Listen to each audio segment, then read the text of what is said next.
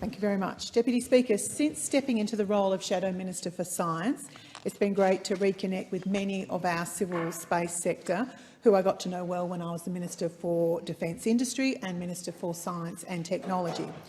When we were in government, we understood that Australia's potential was at the forefront of the space revolution. Our geographic location, vast open spaces, clear skies and homegrown talent and innovation provide us with a massive advantage. But we knew these advantages weren't enough. Australia would not become a global leader in space simply by accident. So we set out to make this happen with a goal to triple the domestic space sector to $12 billion and to create an extra 20,000 jobs by 2030.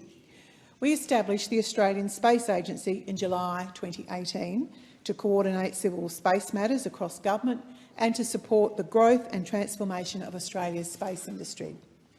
We created the SmartSat CRC, Australia's largest space industry research collaboration, focusing on telecommunications, intelligent satellite systems and next-generation Earth observation.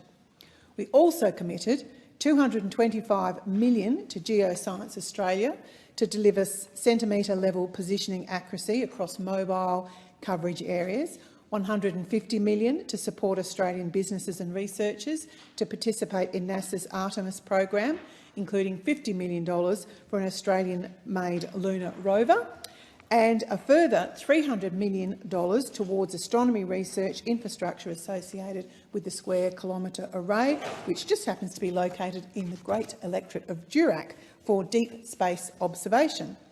In total, the Coalition committed more than $2 billion towards the civil space sector after we had established the Australian Space Agency. Notably, this does not take into account the significant investment in developing sovereign defence space capability. Unfortunately, the change of government demonstrated a stark difference between the Coalition's vision for space as being central to both national security and economic prosperity, and Labor's vision for space as simply being a budget line to cut. Nothing demonstrates this more than the National Space Mission for Earth Observation, which was abandoned by this government in June 2023. This $1.2 billion investment would have seen Australia design, build and operate 4 new satellites. It would have created 500 jobs at least and had an anticipated supplier network of more than 100 Australian companies.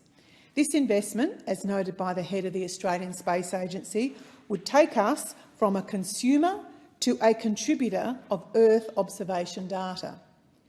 The information we get from Earth observation is central to everyday life, from forecasting weather and responding to natural disasters through to managing the environment and supporting our farmers. So consider this cut in terms of this government's so-called Future Made in Australia agenda. With decisions like this, those opposite have said no to this future. There is a division. Thank you, Deputy Speaker. The then CEO of the Space Industry Association of Australia lauded the NESMO as the most strategic and significant space public policy in 40 years. He also said Australia must be a country that makes things again, and that the decision to cut NESMO will leave Australia dependent upon foreign providers and discourage global partners from engaging with Australia. In successive budgets, Labor ripped millions out of key initiatives, including the Australian Space Ports program, the Australian Technology Into Orbit program and the high-profile Moon to Mars program. But Labor, they weren't upfront about their plans. In fact, Labor criticised the Coalition for not investing enough and said they were concerned by our dependence on foreign nations. Unfortunately, their decisions have solidified that dependence. As Malcolm Davies from the Australian Strategic Policy Institute said, if we're going to have sovereign space capabilities, then we need somewhere to launch from, which I think is a pretty common sense approach. It is past time that spaceport sites get up and running, and it's not just about money. And I just want to, with the time remaining, I just want to acknowledge that I've recently met with the founder of WA Spaceport.